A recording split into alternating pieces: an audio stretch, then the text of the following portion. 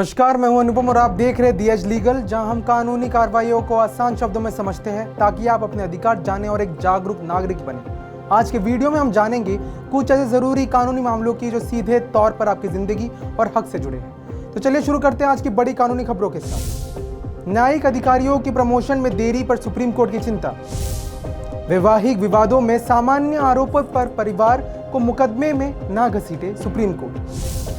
पूर्व CGI U U Lalit ने BNS में कम्युनिटी सर्विस सजा पर दिशा निर्देशों की कमी पर जताई चिंता।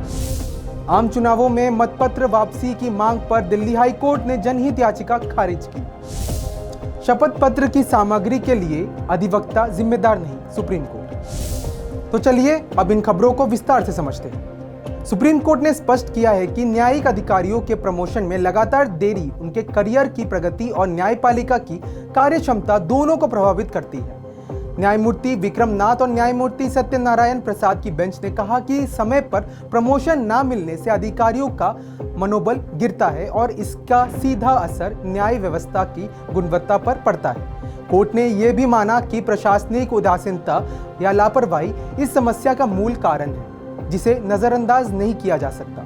अपीलकर्ता के तर्कों को खारिज करते हुए अदालत ने कहा कि न्यायिक सेवा में पारदर्शी और समयबद्ध प्रमोशन व्यवस्था सुनिश्चित करना संस्थागत मजबूती और न्यायिक स्वतंत्रता के लिए अनिवार्य है। हालांकि मौजूदा मामले में कोर्ट ने संबंधित अथॉरिटीज से विस्तृत जवाब मांगा और अगली सुनवाई में रिपोर्ट पेश करने का निर्देश दिया।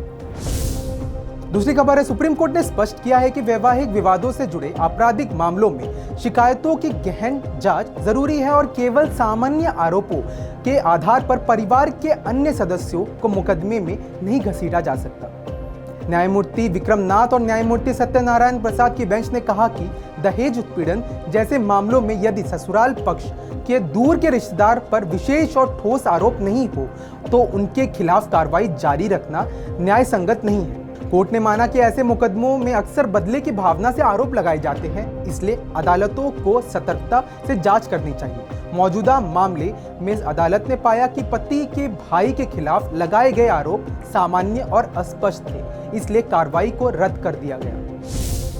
तीसरी खबर है, पूर्व मुख्य न्यायाधीश यूयू ललित ने हाल ही में भारतीय न्याय संहिता बीएनएस में कम्युनिटी सर्विस को सजा के रूप में देने से जुड़ी अस्पष्टता पर चिंता जताई है। उन्होंने कहा कि इस संबंध में कोई ठोस दिशा निर्देश या प्रक्रिया तय नहीं की गई है, जिससे निचली अदालतों में एक रूपता और पारदर्शिता का अभाव दिखाई देता है। जस्टिस ललित ने स्पष्ट किया कि दंड प्रक्रिया का उद्देश्य केवल दंड देना नहीं बल्कि सुधार और रिहेबिलिटेशन भी होना चाहिए, लेकिन जब तक कम्युनिटी सर्विस के लिए स्पष्ट मानक तय नहीं होंगे तब तक इसका प्रभावी और न्यायसंगत उपाय नहीं हो पाएगा। उन्होंने जोर देकर कहा कि विधायिका या नीति निर्माताओं को इस दिशा में ठोस कदम उठाने होंगे ताकि अदालतें दोषियों को समाज उपयोगी कार्य सौंपते समय न्यायिक विवेक का सही और संतुलित प्रयोग कर सकें।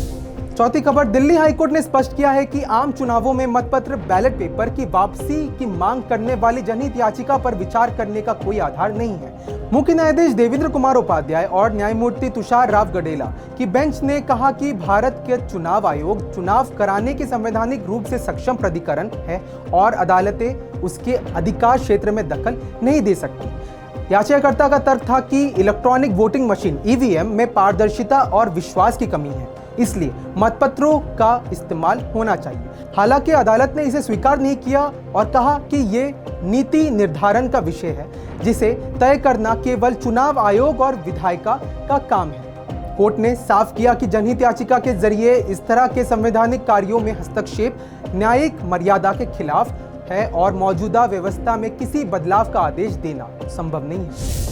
आखिरी खबर है, सुप्रीम कोर्ट ने स्पष्ट किया कि यदि कोई अधिवक्ता केवल शपथ पत्र एफिडेविट का सत्यापन करता है तो वह उसकी सामग्री के लिए जिम्मेदार नहीं ठहराया जा सकता। न्यायमूर्ति बी आर गवई और न्यायमूर्ति के वी विश्वनाथन की बेंच ने कहा कि अधिवक्ता का कार्य केवल सिग्नेटरी की पहचान की पुष्टि करना होता है, न कि शपथ पत्र की सच्चाई की गारंटी देना। कोर्ट ने उस शिकायत को खारिज कर दिया जिसमें एक वकील के खिलाफ दुर्भावनापूर्ण कार्रवाई की गई थी। बेंच ने माना कि इस तरह की शिकायतें वकालत पेशे की गरिमा को ठेस पहुंचाती है और न्यायिक प्रक्रिया के दुरुपयोग का उदाहरण है। अदालत ने साफ किया कि शपथ पत्र की वस्तु सामग्री की जिम्मेदारी केवल उसे दाखिल करने वाले व्यक्ति की होती है, अधिवक्ता की नहीं। इस आधार पर कोर्ट ने अधिवक्ता के खिलाफ दायर शिकायत को निराधार मानते हुए समाप्त कर दिया। तो ये थी आज की बड़ी कानूनी खबरें। अगर आपको ये जानकारी काम की लगी हो तो वीडियो को लाइक और शेयर जरूर करें और कानून को आसान भाषा में समझने के लिए दी एज को सब्सक्राइब करना ना भूलें।